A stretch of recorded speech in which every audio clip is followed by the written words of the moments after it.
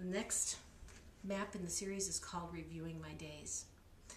The Reviewing My Days map is a reflection of the spiritual practice of the examine. Basically what we're doing in this particular map is we're asking you to daily, or at least several times a week for a period of time, be able to answer some various different questions that are on this map for the purpose of getting a pattern of what's going on. So you'll see the questions on this map include: what answers to prayer am I noticing? Where am I finding evidence of God's care? Were there any unusual linkages or timing? Sometimes we don't even recognize that God is showing up in those. But when we ask ourselves a question, we might know, what is my body telling me? What has been energizing me? Under what circumstances have I felt the least energy? And there are other questions on this map. But the idea here is to be very aware of what's happening in the present moment, because that's where you're able to hear God most effectively.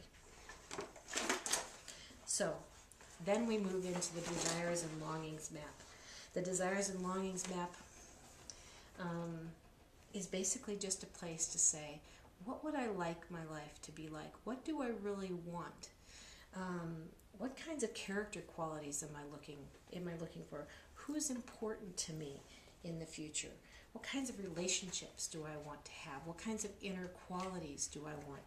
Sometimes in this map, people get clarity on a dream that they had that they'd lost somewhere along the way, or they'd lost courage about. And God has an opportunity to bring it back to light and do some pretty spectacular things with it. The next map in the series is called Life-Giving Rhythms. The Life-Giving Rhythms map is an opportunity to think about some new spiritual practices that you might like to try. Some of us have been doing the same spiritual practices for years. Some people are new to the idea of spiritual practices, but chances are you have spiritual practices in your life already. We want to get those down, but also just open up a floodgate of opportunities to consider other different kinds of spiritual practices that will put you in touch with yourself and the God that made you.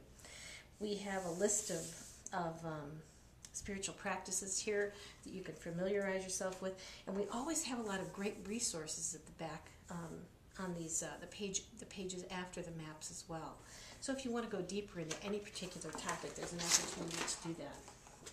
The last map in the book is called Following Forward, an odd-sounding kind of a title, but the idea of following forward is following Jesus into the future, trusting Him, co-authoring our story with Him. And there's a map here. The map here is more or less will ask you to summarize some of the things that you've learned and noticed, the nudgings along the way, where you've noticed God taking you. There's questions like, what needs to be left behind? What direction am I heading? What does God want to express through me? What next steps will I take? All different kinds of questions. Oh, and one for bold prayers. And so this one launches you into thinking about what's next, Lord?